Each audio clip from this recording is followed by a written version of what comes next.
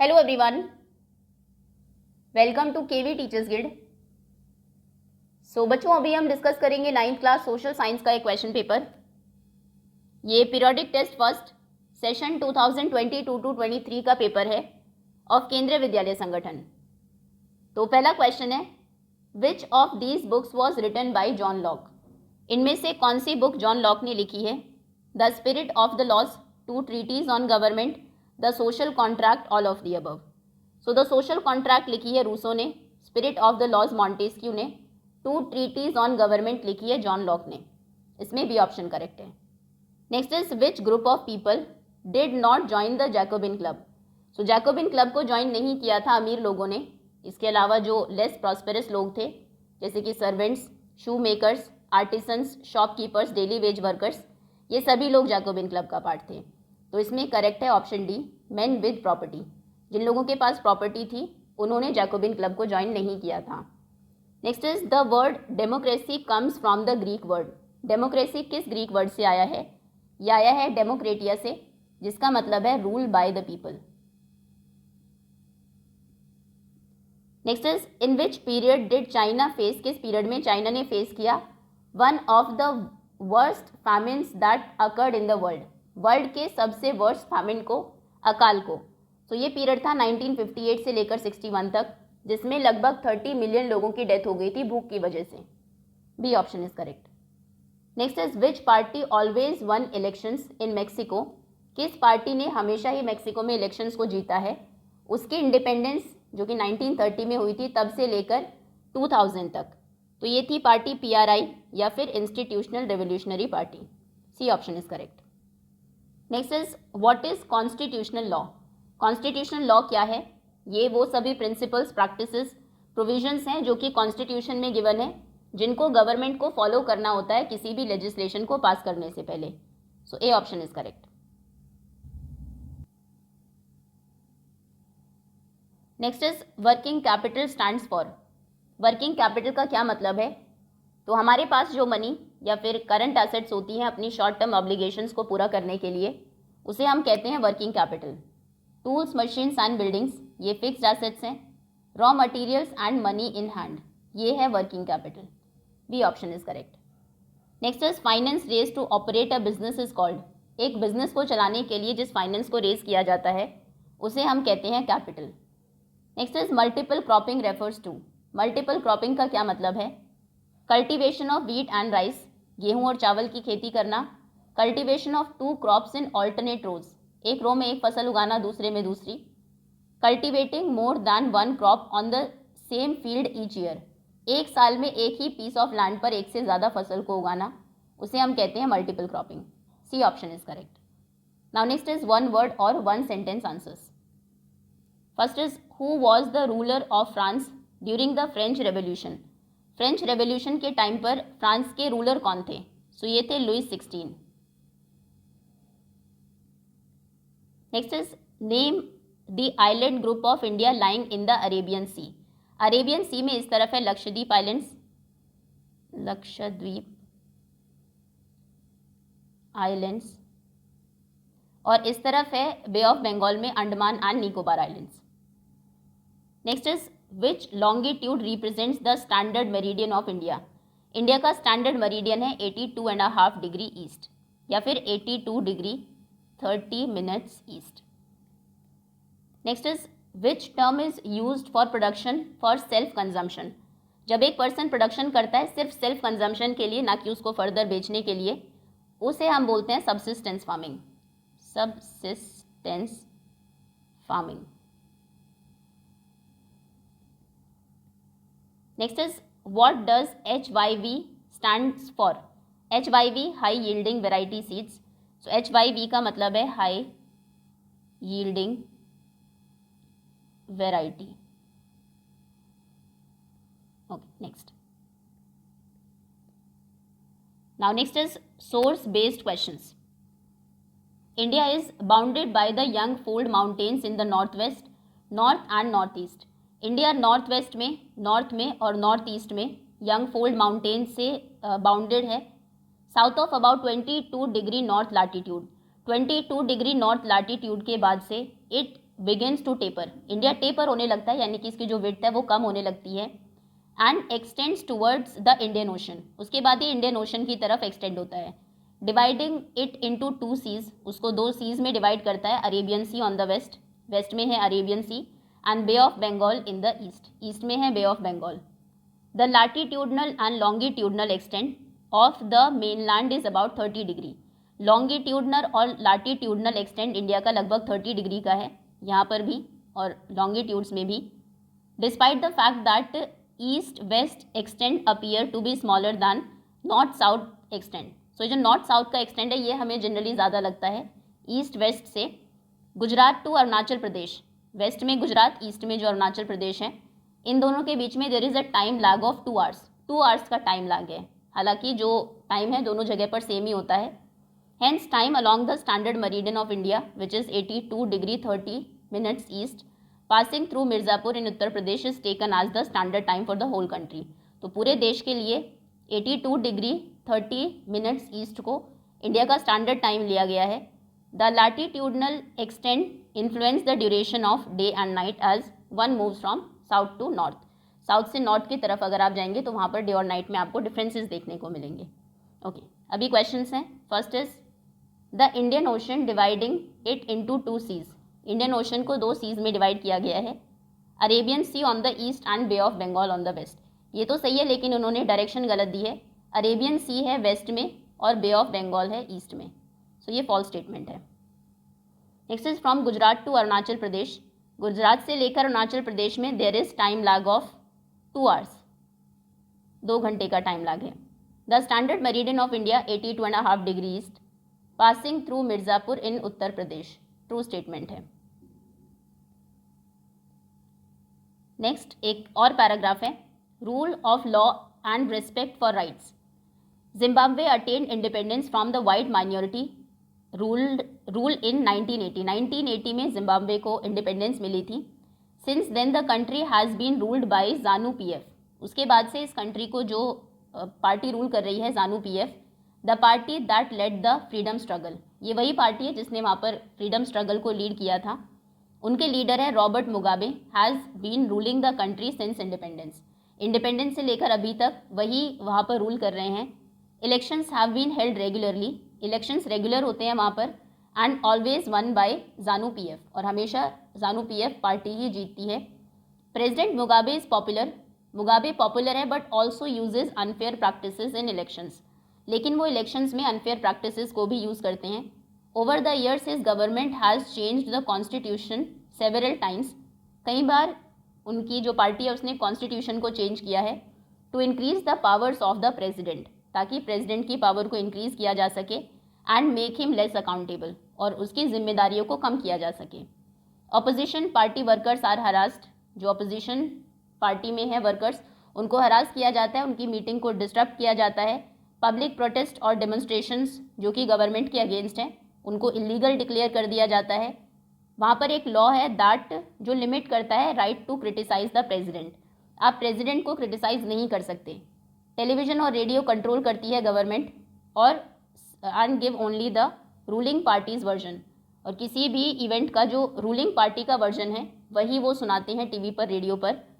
There are independent newspapers but the government harasses those journalists who go against it, सरकार के खिलाफ जो भी जर्नलिस्ट जाता है उसको वो हरास करते हैं।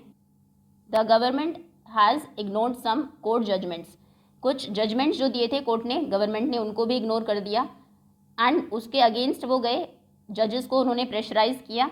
तो जिम्बाब्वे का एग्जाम्पल शो करता है that popular approval of the ruler is necessary in the democracy, democracy में वही रूलर होना चाहिए जो लोग चाहते हैं, जो पॉपुलर है, but it is not sufficient, लेकिन सिर्फ इतना ही काफ़ी नहीं है। Popular governments can be undemocratic, कई बार जो पॉपुलर गवर्नमेंट है जिनकी ऑपोजिशन में कोई एक स्ट्रॉन्ग ऑपोजिशन पार्टी नहीं है वो अनडेमोक्रेटिक भी हो सकती है। Popular leaders can be autocratic, वहाँ के जो लीडर है वो ऑटोक्रेटिक हो सकते हैं। अगर हमें डेमोक्रेसी को असेस करना है it is important to look at the elections, elections को देखना बहुत ज़रूरी है किस तरीके से वो हुए हैं। उसी के साथ इक्वली इम्पॉर्टेंट है इलेक्शंस के पहले और बाद के इवेंट्स को देखना, before and after the election, there should be sufficient room for normal political activity. Country में नॉर्मल पॉलिटिकल एक्टिविटी होनी चाहिए जिसमें पॉलिटिकल ऑपोजिशन हो पार्टी का इलेक्शंस के पहले। This require that the state should respect some basic rights of the citizens. So जो state है, गवर्नमेंट है, उसको सिटीजन्स के बेसिक राइट्स को रिस्पेक्ट करना चाहिए। ओके, अभी क्वेश्चंस हैं। Television and radio are controlled by the government. TV और रेडियो को गवर्नमेंट कंट्रोल करती है। And give only the ruling party's version. ये ट्रू स्टेटमेंट है। Elections have been held blank and always won by ZANU PF. Election वहाँ पर regularly होते हैं और हमेशा वही पार्टी जीतती है रेगुलरली। नाउ नेक्स्ट है assertion and reason based questions. तो एक स्टेटमेंट आपको गिवन है, एक रीजन गिवन है। अगर ए और आर ट्रू है और आर करेक्ट एक्सप्लेनेशन है एक ही, तो आप ए ऑप्शन चूज करेंगे। ए और आर ट्रू है लेकिन आर करेक्ट एक्सप्लेनेशन नहीं है, तो बी चूज करेंगे। A true or false, C choose करेंगे। ए फॉल्स आर ट्रू, तो डी चूज करेंगे। ओके, असर्शन है in many ways the French Revolution was a very significant event in the history of the world. बिल्कुल true statement है। French Revolution एक बहुत ही significant important event था world की हिस्ट्री में। Now reason is the French Revolution not only inspired French citizens. French Revolution ने सिर्फ फ्रेंच सिटीजन्स को ही इंस्पायर नहीं किया एक्शंस लेने के लिए, but it inspired many philosophers and leaders across the globe. बिल्कुल सही है, अक्रॉस द ग्लोब। अगर हम इंडिया में ही देखें, टीपू सुल्तान और राम मोहन रॉय बहुत ही इंस्पायर्ड थे फ्रेंच रेवोल्यूशन से। Philosopher Karl Marx. तो ट्रू स्टेटमेंट है दोनों ही, और रीज़न करेक्टली एक्सप्लेन भी करता है असर्शन को। बहुत सारे दूसरी कंट्री के जो नेशनलिस्ट थे, फिलोसोफर्स, लीडर्स को भी इसने इंस्पायर किया, इसीलिए ये वर्ल्ड की हिस्ट्री में एक इंपॉर्टेंट इवेंट है। तो इसमें करेक्ट होगा A option. A and R true and R is correct explanation of A. Next is question number 10। Assertion है during the 18th century France witness the emergence of middle class. True statement है, 18th century में France में middle class emerge हुई थी। The emergence of the middle class happened on the account of royal patronage. ये गलत है। Middle class में mostly working class के लोग थे या फिर जो ट्रेडर्स और मैन्युफैक्चरर्स हैं। So A is true, R is false, C option is correct. Next is in India people elect their own representatives. True statement है, इंडिया में लोग खुद के रिप्रेजेंटेटिव्स को इलेक्ट करते हैं। इंडिया इज़ अ डेमोक्रेसी, ये भी ट्रू है, और इंडिया डेमोक्रेसी है इंडिया में, इसीलिए ही यहाँ के लोग अपने रिप्रेजेंटेटिव्स को चूज़ कर पाते हैं। तो दोनों ट्रू है और आर करेक्ट एक्सप्लेनेशन भी है एक ही। A option is correct. Now short answer type questions. First is the central location of India at the head of Indian Ocean. Indian Ocean के ऊपर इंडिया है, तो उसकी ये जो एक सेंट्रल लोकेशन है is considered of great significance. ये बहुत इंपॉर्टेंट है, बहुत सिग्निफिकेंट है। वाई? फर्स्ट चैप्टर से एक क्वेश्चन है, एनसीईआरटी को ही देखते हैं। देखिए ये पैराग्राफ है इस क्वेश्चन का answer. So the Indian landmass has a central location between the east and west Asia. Indian landmass की एक सेंट्रल लोकेशन है, ये बिल्कुल बीच में है ईस्ट एशिया और वेस्ट एशिया के। India is a southward extension of the Asian continent, या फिर आप इसे एशियन कॉन्टिनेंट का साउथवर्ड एक्सटेंशन भी बोल सकते हैं। The trans Indian Ocean routes which connect the countries of Europe in the west and the countries of East Asia provide a strategic central location to India। India की इस strategic central location की वजह से ये European countries के साथ भी ocean के रूट से ट्रेड कर सकता है। अभी ये स्यूज़ कैनाल ओपन हो गई है, और ईस्ट एशियन कंट्रीज़ के साथ भी। Note that the Deccan peninsula protrudes into the Indian ocean, thus helping India to establish close contact with West Asia, Africa and Europe from the western coast and with Southeast and East Asia from the eastern coast। तो क्योंकि हमारा Deccan peninsula protrude है Indian ocean में, उसकी वजह से ये एक लॉन्ग कोस्ट लाइन हमें मिलती है। तो यहाँ पर ईस्टर्न कोस्ट से हम एक क्लोज कॉन्टैक्ट स्टैब्लिश कर सकते हैं साउथ ईस्ट और ईस्ट एशियन कंट्रीज़ के साथ, और इधर वेस्टर्न कोस्ट से अफ्रीका के साथ, वेस्ट एशिया के साथ और यूरोप के साथ। No other country has a long coast line on the Indian Ocean as India has. तो जितनी बड़ी कोस्ट लाइन इंडिया की है इंडियन ओशन में, किसी भी दूसरी कंट्री की नहीं है। And Indeed it is India's eminent position in the Indian ocean which justifies the naming of N ocean after it. तो इसीलिए इस ओशन का नाम एक कंट्री के नाम पर रखा गया है, इंडियन ओशन। ओके,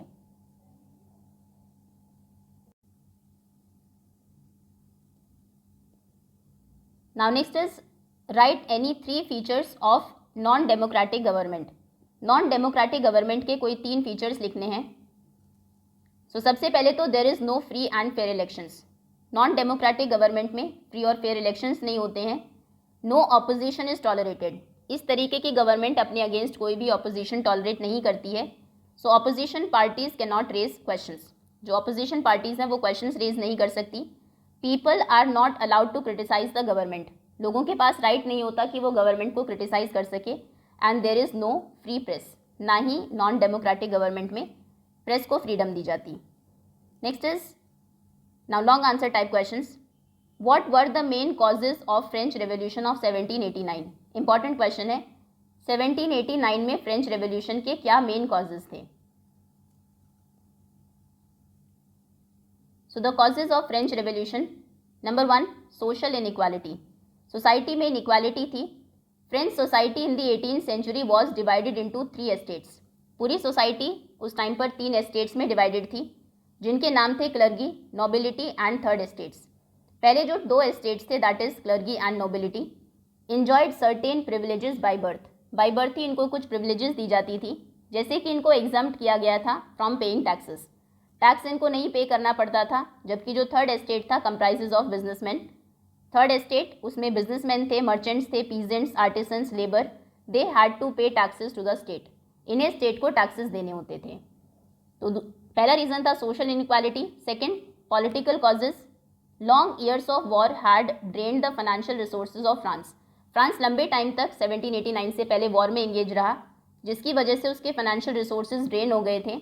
अभी जो उसके रेगुलर एक्सपेंसेस थे, जैसे कि cost of maintaining an army maintain करनी है, कोर्ट के कुछ एक्सपेंसेस हैं, गवर्नमेंट ऑफिसेज को रन करना है, यूनिवर्सिटीज़ को रन करना है, the state was force to increase taxes.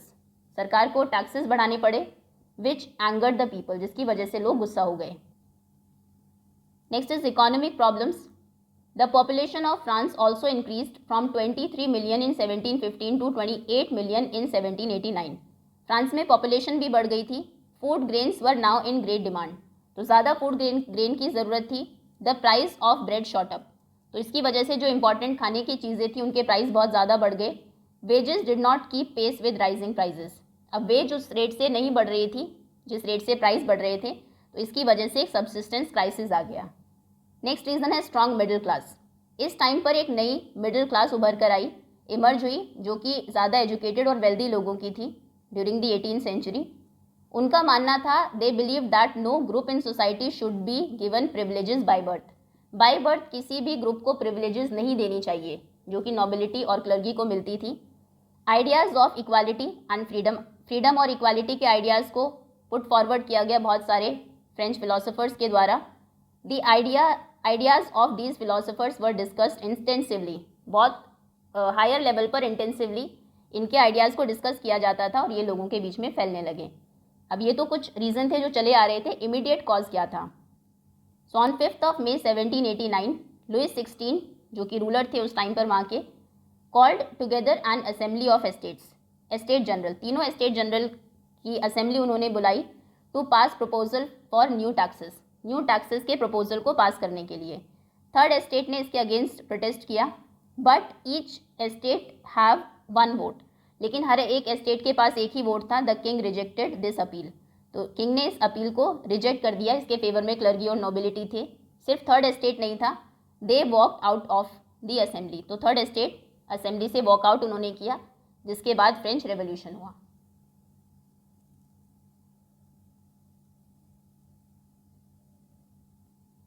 Next is explain any 5 non farming activities of Palampur village. Palampur village की कोई भी 5 नॉन फार्मिंग एक्टिविटीज़ को एक्सप्लेन करना है।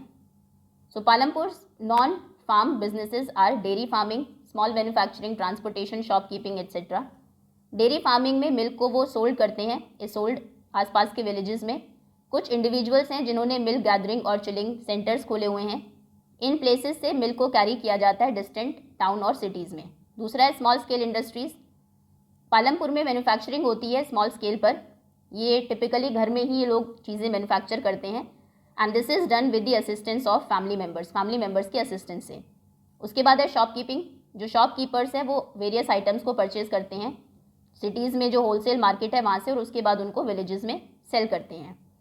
कुछ फैमिलीज़ हैं जो कि पास में रहती है बस स्टॉप के, उन्होंने have turn a portion of their yard into a tiny shop. अपने यहाँ का जो एक छोटा सा पोर्शन है उसको छोटी सी शॉप बना लिया है। बस स्टॉप के पास में वो चीज़ों को बेचते हैं। वन कैन बाय, कोई भी वहाँ से गुड्स खरीद सकता है। For example the product they sell, shop में जो प्रोडक्ट्स वो बेचते हैं, ग्रोसरीज और दूसरी कमोडिटीज़। नेक्स्ट है ट्रांसपोर्टेशन, रिक्शा वाला, horse cart, jeep, tractor, truck driver, bullock carts, bogies make up the transportation service. ये सभी चीज़ें वहाँ पर है ट्रांसपोर्टेशन सर्विस के नाम पर। They are paid to transport people and commodities from one location to another. लोगों को और कमोडिटीज़ को एक से दूसरी जगह ले जाने के लिए लोग इनको पे करते हैं। Over the previous few years, पिछले कुछ सालों में, the number of persons using transportation service has increased. जो लोग ट्रांसपोर्टेशन सर्विस को यूज़ करते थे वो नंबर में इंक्रीज़ हुए हैं। लास्ट है मैप वर्क।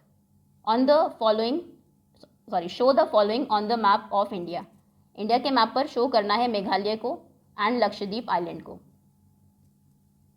सो ये है स्टेट ऑफ मेघालय और यहाँ पर ये है Lakshadweep islands. Meghalaya capital Shillong and Lakshadweep. Okay, that's all students. ये था 9th क्लास सोशल साइंस का एक question paper. Thank you so much for watching.